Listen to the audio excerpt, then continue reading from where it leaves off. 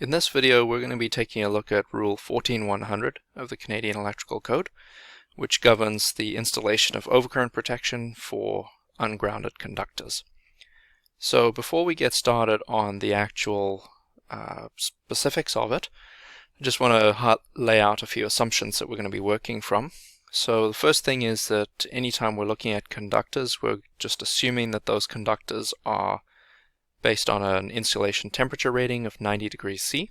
So for example, it could be Tech 90 or ACWU 90, except that our second limitation or assumption is that all the conductors are going to be copper.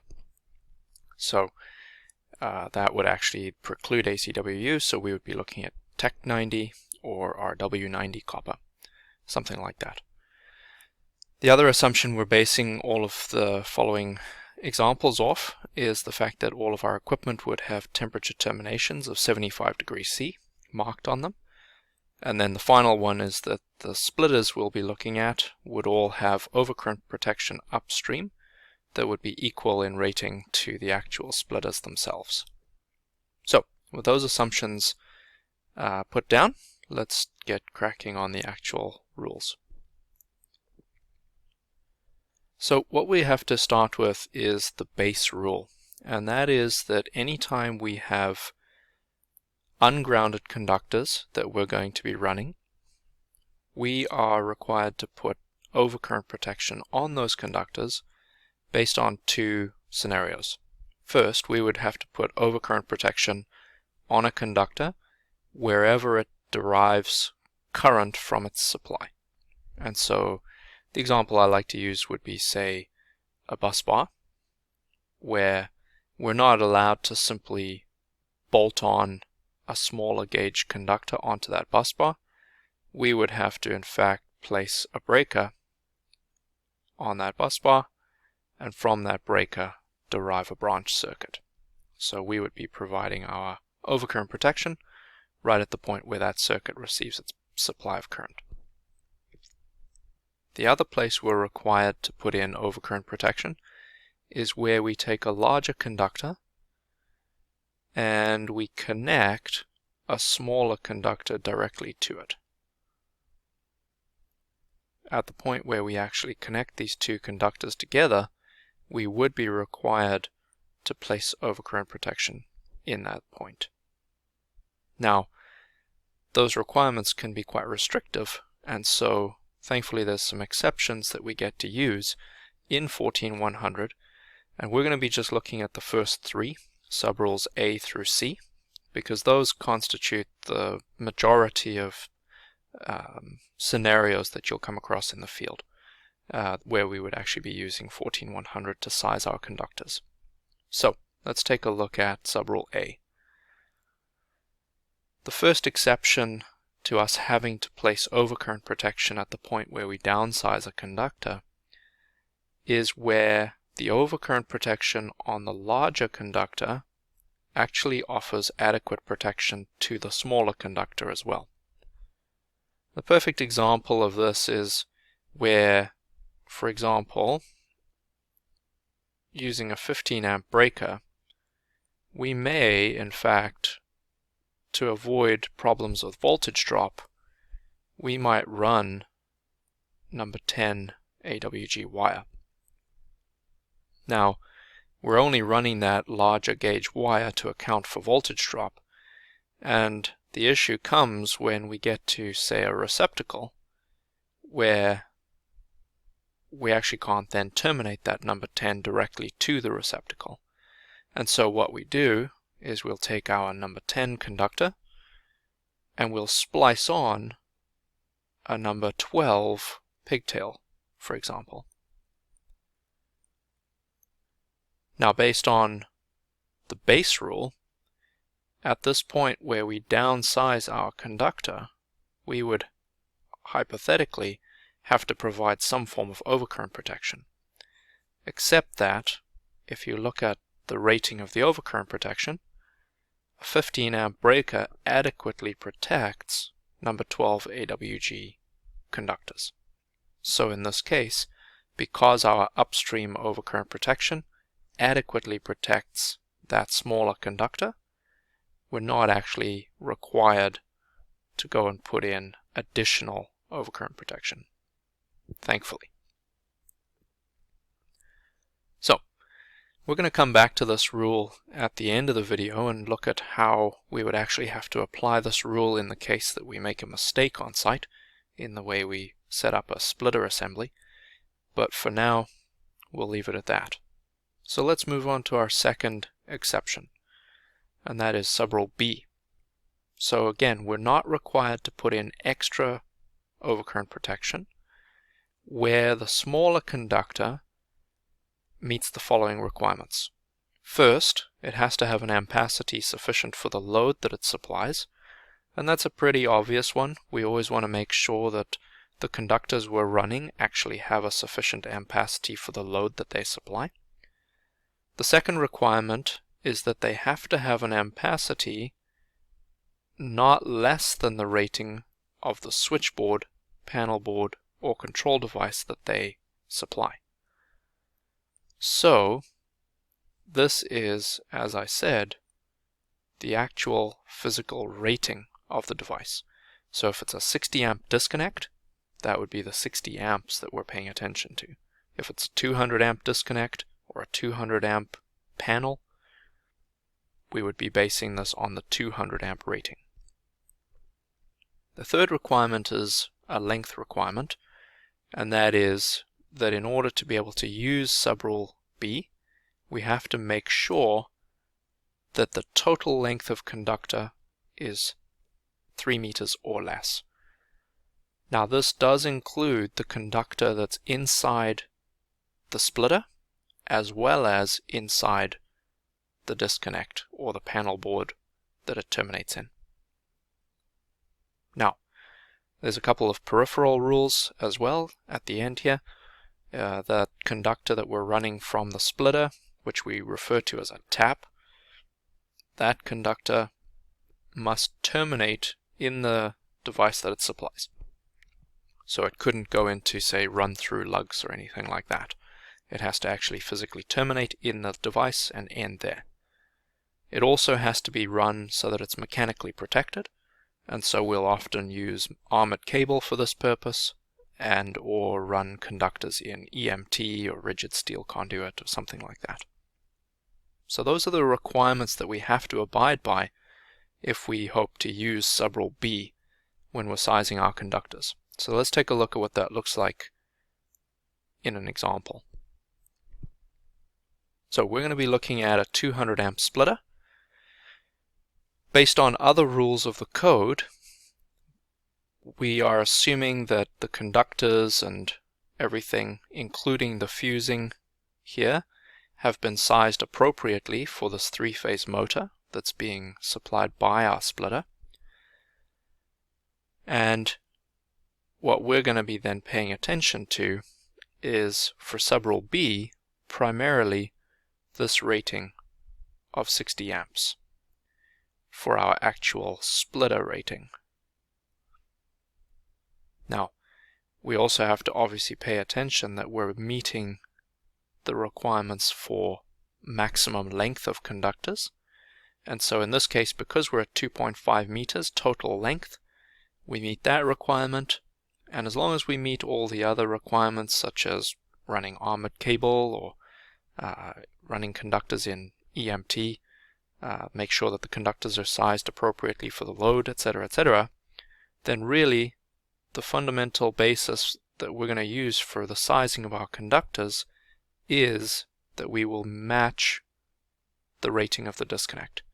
And so in this case, because we're looking at a rating of 60 amps, we would then take that rating and look at table 2. And we're going to look at the 75-degree column of table 2, and we're going to go down until we reach a number that's equal to or greater than that 60 amp value. And so we get to an ampacity of 65 amps in the table, and that is associated with number 6, AWG. And so, based on the configuration that we're looking at right here for this motor coming off the splitter, and the tap being only 2.5 meters, we would be able to run number 6 AWG for that section of conductor or cable. Again, the main basis of sizing our conductors in this scenario is looking at the physical rating of the disconnect or panel board itself. Now, let's take a look at subrule C. So when we get to subrule C, there's a few key differences in here. Again, we're allowed to eliminate that additional overcurrent protection that we would be required to put in because we're downsizing the conductor here, as long as we abide by the following 4 points. First, the conductor has to have an ampacity equal to or greater than a third of the larger conductor ampacity. So that's the 1/3 rule. Secondly, it has to be mechanically protected, similarly to subrule B. So again, often we would run this in armored cable or conductors inside EMT or rigid steel conduit. It also has a length requirement, but you can see here that it's quite a bit less rigorous, and so we are able to go a maximum of 7.5 meters here. Again, this is total length of conductor, so it includes the conductor inside the disconnect and inside the splitter. Now the last requirement is actually an ampacity requirement as well, and so in reality the first and the last requirement should always be kind of looked at hand in hand, because we do have to satisfy both of these requirements in this rule. Now you can see that our last requirement is that our conductor ampacity has to be equal to or greater than the overcurrent rating that it terminates on. So in subrule B, we looked at a 60 amp disconnect, and we based the ampacity of our conductors on that 60 amps, on the actual rating of the can itself. Subrule C, however, is more concerned with the actual physical rating of the 50 amp fuses themselves from our example. So it's a key difference between B and C. B is concerned with the rating of the can. C would be concerned with the rating of the fuses themselves. But again, very important, we have to satisfy both of these ampacity requirements. The third rule, the 1/3 rule, and the ampacity of the overcurrent devices rule. So let's take a look at this as a practical example. So again, sticking with the previous splitter arrangement, so we've still got the same motor, same 200 amp splitter, but in this case the total length of conductors has exceeded the 3 meter limitation of subrule B, but is still less than 7.5 meters, and therefore, based on the length requirement of subrule C, we would proceed and make sure that we can meet the other requirements of subrule C. So, assuming we can meet the other requirements such as running armored cable, we're going to go and look specifically at the ampacity requirements of subrule C. And again, we have to satisfy two things. First, we have to satisfy the fact that the ampacity of the conductors we run will have to be at least 1/3 of 200 amps, or the larger conductor to which they're attached. In this case, it's actually the bus bars within the splitter. So that 1/3 of 200 amps comes out at 67 amps when we round up. The second requirement that we have to meet, because this is an AND statement, is that we have to be selecting conductors that have an equal or greater ampacity to that of the fuses they terminate on, which are 50 amps. So you can see in this case, because we have to satisfy both the 67 amp requirement and the 50 amp requirement, we have to base our ampacity of our conductors on the larger of those two. So we would go based on 67 amps here and select our ampacity, or rather our conductors, to satisfy that ampacity, because that will automatically satisfy the 50 amp requirement. So, just as we did before, we would go to the 75-degree column of table 2. We would go down until we reach an ampacity that's equal to or greater than our target of 67. And the next highest ampacity is 85 amps. And that would be associated with number 4 AWG conductors. And so, based on the fact that our total conductor length in this example is 6.8 meters, as long as we meet the other requirements of subrule C, we would be able to run number 4 AWG conductor here and satisfy code. Now, we're going to look at a tricky scenario next, whereby we would have to make a determination of whether to use B or C, because we are allowed by the letter of the code to use A, B, or C. We can use any one of those three subrules as long as we can satisfy all the requirements of that subrule. So, in this case, because we are less than 3 meters, at 2.8 meters total conductor length, because we're less than 3 meters here, we would, based on length, be able to satisfy both A and B and C. A has no conductor length limitation, B has a limitation of 3 meters max, and C has a limitation of 7.5 meters max. So realistically, we could use any one of those. Now, A is pretty disadvantageous, as we're going to see in a little while. So we're not going to use subrule A at all, but then we are going to make a determination between B and C. One of those is going to give us a distinct advantage in this case. So, how do we make that decision? Well, let's take a look.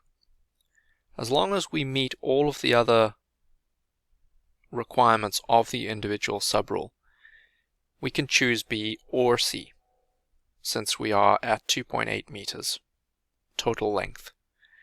Now, if we go based on subrule B, then the fundamental ampacity requirement is that we would have to run conductors that have an ampacity equal or greater than the rating of the disconnect that they're terminating in.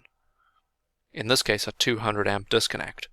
So that means that the minimum ampacity of our tap conductors there would have to be equal to or greater than 200 amps, meaning we would have to run 3-odd out of table 2.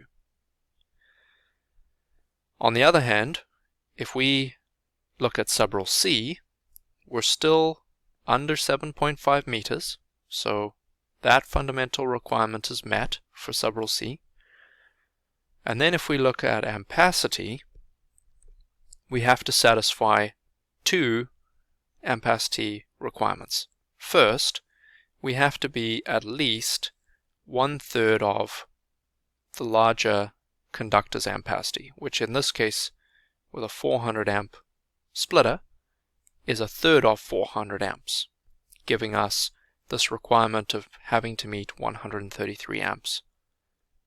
In addition, we would have to meet the requirement of having an ampacity at least equal to or greater than the ampacity of the fuses that the conductor terminates on, which in this case is 125 amps.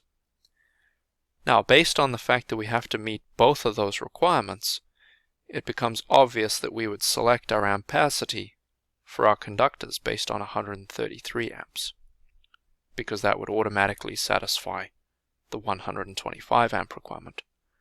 So, If we use table 2 again, 75-degree column, and we base it on 133 amp required ampacity, you can see that we could actually run 1/0 in this case. Now, because these scenarios are most often based around the question of what is the minimum AWG size we could run based on a given configuration, here we are actually best served in terms of selecting a minimum AWG size by using subrule C. So be very careful anytime you come across a scenario whereby your total length of conductor is less than 3 meters, because that being less than 3 meters satisfies both B and C in terms of the length requirement, which then opens the door to being able to choose between B or C in terms of application. And very often there will be scenarios where choosing B or C will give you a different answer for conductor size selected. And again, if we're looking for minimum AWG size, the correct answer for this would in fact be 1/0 based on subrule C. Now, that's our tricky scenario, but we also want to look at a scenario whereby we can pay a cost for having made a silly mistake. So, if we make the mistake of running a tap from a splitter that is greater than 7.5 meters, what we have done in making that mistake is we have taken subrule B and subrule C, and we have made sure that we cannot use either of those. Which means that realistically the only option left to us is to size our conductors based on subrule A, or realistically the base rule of 14100. And let's see how that practically plays out. So, because we cannot use subrule B or C based on our exceeding 7.5 meters total conductor length here, we have to abide by subrule A.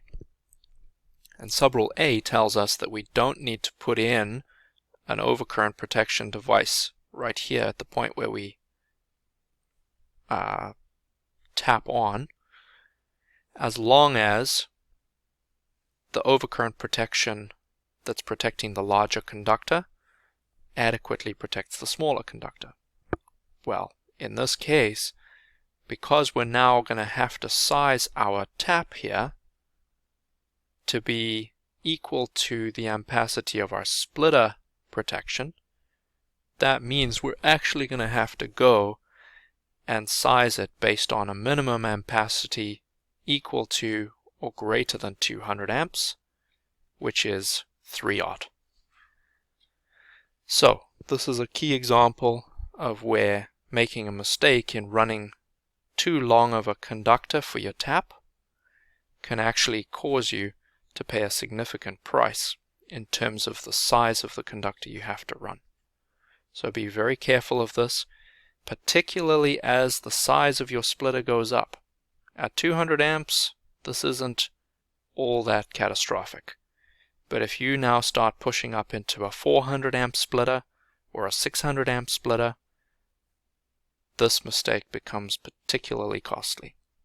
So be very careful of that 7.5 meter limit, and if it is at all possible, try to stay below that. So that takes care of 14100. There'll be more videos on other code rules to come.